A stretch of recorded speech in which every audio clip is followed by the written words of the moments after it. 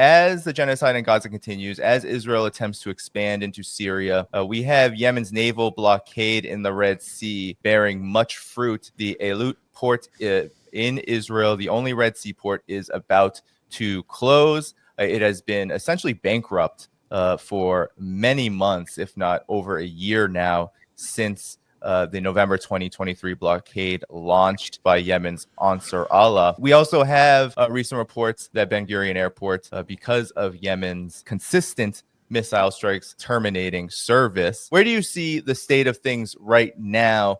Because of course, all of this centers on the genocide in Gaza, especially Yemen's, what still is a very heroic response that isn't stopping despite Israel's attempt to expand everywhere with U.S. backing. Well, starting with the Yemeni strikes on the port of Eilat, the Israeli port, that's it's been going on for a while, and as you mentioned, Danny, it's destroyed the economy of that. That's the third. Ashdod and Haifa, the other two main ports, are receiving shipments and deploying from the Mediterranean coast. This is an important port because it brings things in from Asia. So, and we're talking about a lot of resources that they wouldn't be getting from elsewhere, stuff to do with agriculture and things like that. So it is really important for the Israeli infrastructure and economy. It's down 90% since hostilities began, since Ansar Allah started targeting it. And now Eilat's asking the Israeli government for a bailout. So, they're going to require a bailout just to basically stay operational and do essential maintenance to make the place functional so that if they come back online, they'll be able to do so. If they don't, it could get decrepit very quickly and fall into disrepair and all sorts of problems that would delay it coming back online later.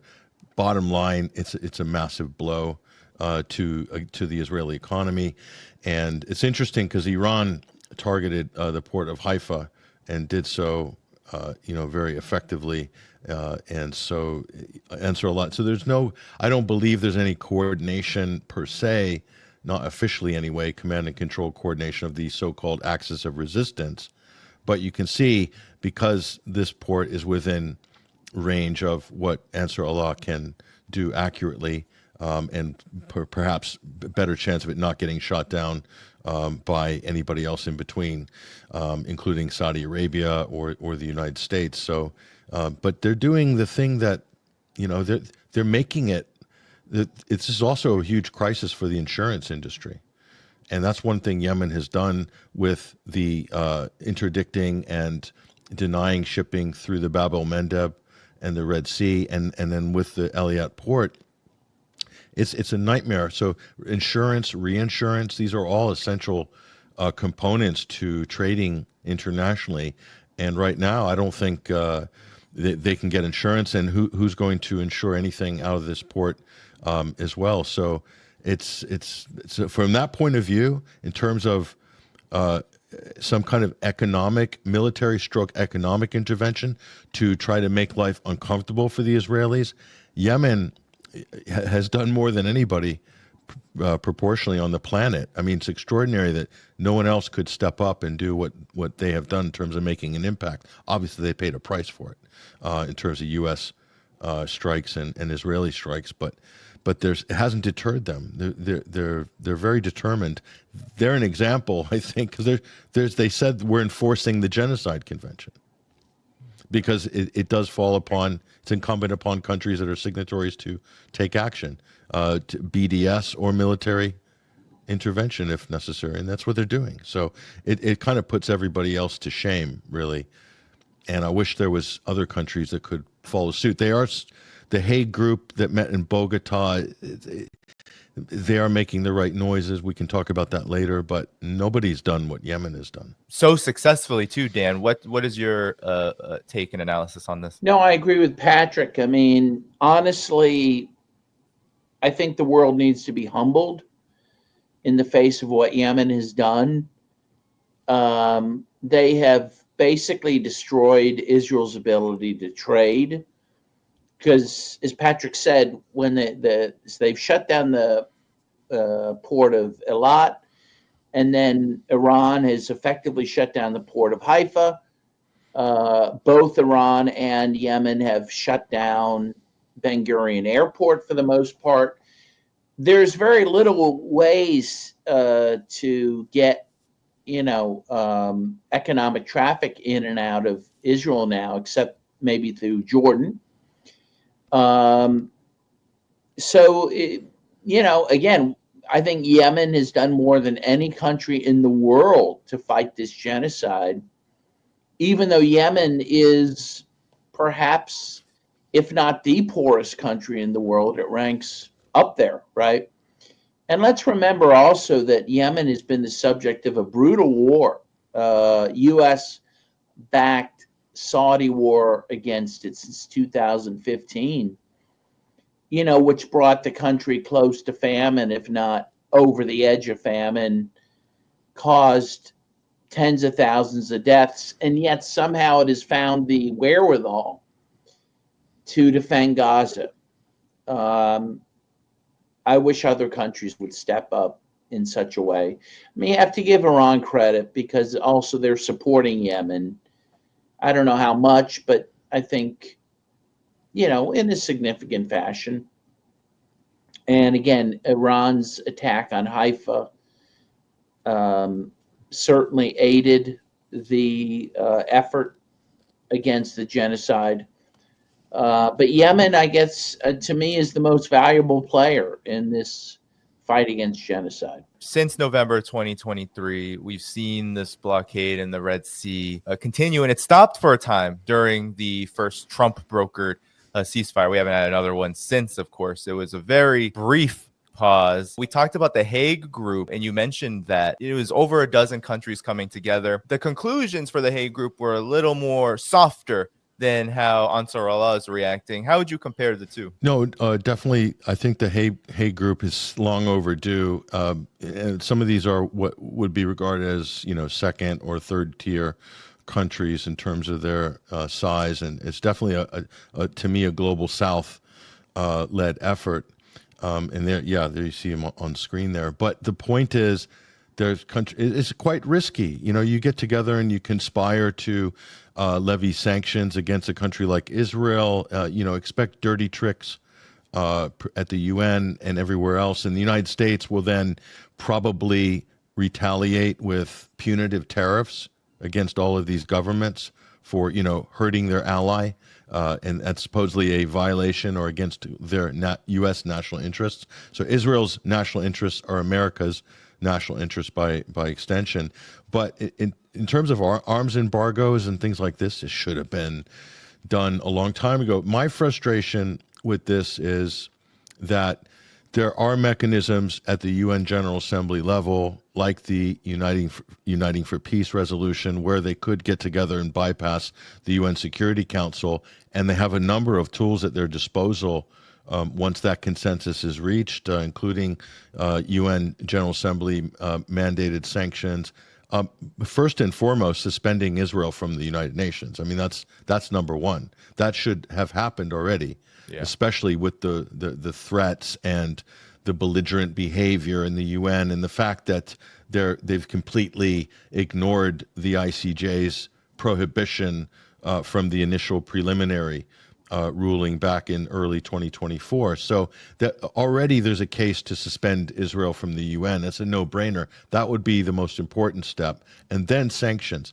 A country the size of Israel, it doesn't take much in terms of sanctioning to really put heavy pressure, and people will feel it there. And in some ways, it could be even more devastating than Iran's missile attacks in terms of public approval of how the government's dealing with this situation. They've been allowed to basically escape that. And to me, this is the most frustrating thing, because that's supposedly a painless way that countries can act to try to restrain Israel without getting involved militarily, in the vein of ending South African apartheid, etc. But it's not happening. And yet, at the same time, the United States is just sanctioning people left, right, and center with the intent of hurting them. They're even ready to sanction their allies. United States. And they're doing that with Russia with secondary sanctions against anybody trading with Russia. And that's going to be interesting to see how that is actually going to pan out and what that's going to actually mean. We can discuss that later. But I like what the Bogota meeting is about. But, even a country like Brazil, they're in a perfect position to do something like this and just go full on embargo, everything, trade, military equipment, the whole lot. And if a few countries did that, it would embolden others to follow. So hopefully something comes out of this. One thing that definitely jumps out when we look at how Yemen has responded with, using whatever firepower they have to prevent shipping in the Red Sea. But also Yemen has had to face, as Patrick said, the brunt of U.S. aggression as well, multiple times being bombed by the United States and the United Kingdom. And here we have a situation where the U.S. isn't even named. That was probably one of the biggest things for me is when we talk about Israel and stopping the arms, for example, is one of their big demands right here. Prevent the provision of transfer of arms, munitions, military fuel, and related military equipment and dual-use items to Israel. Dan, I think about the United States. Your thoughts? No, I agree. I mean, first of all, there's a few things that jump out at me. One is that, at least the reports I read, is that 32 different states went to the conference in Bogota, but only 12 signed up for this 6-point declaration. And the 12 states that signed up, a lot of them, if not all, outside of Indonesia, truthfully, what they plan to do or not to do is not going to impact Israel very much. These are smaller countries, a number of which are Latin America, that don't do much trading with Israel to begin with. So what are what does it really mean for them to have an arms embargo against Israel or a trade embargo, or to prevent shipping? Shipping, as you say, from where to where? If you're in the Atlantic side in Latin America, or if you're landlocked in Latin America, for that matter. Even Indonesia, which is, it's the 4th largest country in the world population-wise, big economy, but it's in the Pacific Ocean. What's it going to do? So in the end, I feel like the two things they could have done to have an impact, they didn't do. One, as Patrick said, they could have passed a declaration that they would move at the United Nations General Assembly for a Uniting for Peace resolution. And that would be a resolution to do an end around the Security Council, say, because of this genocide in Gaza, we're going to vote on and hopefully pass a resolution to order very serious measures against Israel, up to and including sending armed forces, peacekeepers, to defend the people of Palestine. That is the biggest thing and most important thing these countries could have done. The second thing they could have done, which they didn't do, is say, we're going to bring aid to Gaza, right? We're going to have flotillas that we're going to send to Gaza with humanitarian aid, with the assumption that, one, Israel probably would not attack, vessels from 12 different states. And even if they did, then that would set up, frankly, the right to then attack Israel. So that would satisfy the first goal of having more intervention to protect the Palestinians. Again, they didn't do that. So most of the things, or if not all of the things that they say they're going to do, they don't really have the power to do. They don't have the power. Again, if you're a Latin American country on the Caribbean or Atlantic, what are you going to do to stop trade with Israel, to prevent arms from going there? Most of these countries don't even have navies, right? They really can't do it. So in the end, I feel like what they've agreed to do is symbolic. And given that we're now you know, quickly approaching 2 years of this genocide. And given the fact that people are starving now and dying now, I feel like this is the type of declaration that should have come out about a year and a half ago. That's my feeling. That's my feeling. I mean, the statistics are the data just of what's happening to the Palestinian people. We won't even call it that, but like what's happening to Palestinians.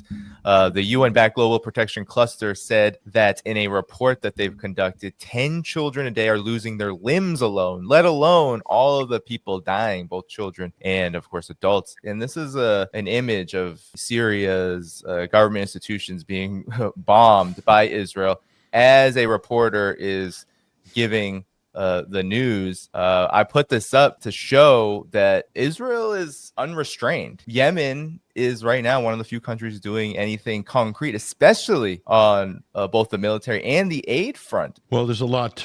There's a lot going on there. I mean, Israel attacking Damascus just a couple of days ago. That throws a whole new spanner into a mess that, you know, quite frankly, there's already too much going on in the Middle East. But let's just pivot to the Syria issue real quick, because it's important to understand what's going on here. So what you're seeing here is a very theatrical, staged, managed conflict now, or argument, you could say, between Damascus and Tel Aviv.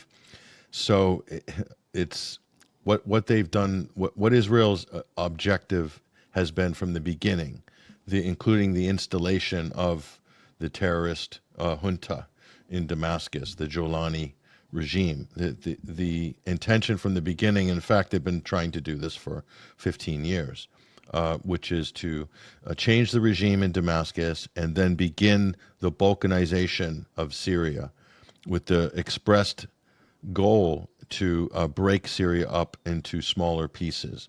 And the key piece for the United States and Israel at the moment, the key piece is the strip extending from the Golan Heights along the Jordanian border to Al Tanf, where coincidentally, surprise, surprise, the United States have been entrenched, building up a military presence there for many years, since 2017, and then right up to the Kurdish-held area in northeastern Syria. And this is what many are referring to as the David Corridor, okay? But the problem is it goes through the Druze-held area in southern Syria. So what cleverly, and you have to give Israel and the United States credit for being devilishly evil, and they are 5 steps ahead, unfortunately, of the Arabs, who are divided. And that's been the intention from the beginning. That's the whole object of the game, is to always keep the Arabs and their different factions from a sectarian point of view, from a religious point of view, who they allied with, who they're pro-U.S., anti-U.S., pro-Israel, anti-Israel, is to keep them divided, and so that they can't unite. Because now you can see what the results are of being disparate and disunited. And what they've cleverly done is they have played. And if Jolani was Eli Cohen, then he's playing his role perfectly. Okay, so what they've done is they've created a situation. The first step was when Israel invaded the Golan Heights. Immediately when Jolani came in Christmas of 2024, Israel moved straight away into the Golan Heights before they took out all this Syrian military establishments. Then once they've done that, then they started kind of, in a way, antagonizing, threatening some of the Druze in that area along that part, and then that also got back to Sweda, where they were like feeling insecure, because at the same time Jolani's thugs were threatening to kind of impede on their Druze-held enclave in the south. So that Israel and Jolani created tension there, and the United States is also part of this as well. They created tension there, and so then the United States and Israel, I am sure, told Jolani, it seems like it anyway, you need to help to disarm the Druze. You need to disarm the Druze. And so they moved in, and then last week we saw clashes between Jolani's thugs from the General Security, even though he's denying that they're his. It's a joke. There's hardly a government in charge. But anyway, and then that created a sectarian explosion, which ignited there. And then, of course, then Israel moves in and says, "We'll protect you. We'll protect the Druze. We'll protect you." So it's like a protection racket. And so then Israel fired airstrikes into Damascus as a symbolic show of force to say, "Look, we're on your side." And then Jolani comes on the news and said, "Oh well, we are the Israelis. We don't support the Israelis. They are a source of the instability in this region." This is a guy who wanted to normalize relations with Netanyahu just a couple weeks ago. So don't believe anything these people tell you officially. You are looking at a World Wrestling Federation choreographed fight, okay? And the result is to try to get the Druze to beg for the Israelis' support. Yeah. And half the Druze aren't buying this. But this so they're going to cut that strip because that's the runway for an attack on Iran. Right into Iraqi Kurdistan, straight shot to Iran. But this is also going to be the mechanism by which the United States and Israel will ignite a sectarian civil war in Lebanon. Okay, they're working on peeling away Tripoli, the Druze enclave in Lebanon, and to put pressure on Hezbollah because they won't disarm. So you're looking at a bloody sectarian civil war in Syria and Lebanon. This is a new Sykes-Picot by force, drawn in blood. This is what the U.S. and Israel are doing right now. Tom Barak, Trump's special envoy, is absolutely lying through his teeth, saying, "Oh, we don't have a dog in this fight." Well, then why are you occupying 25% of Syria's landmass then?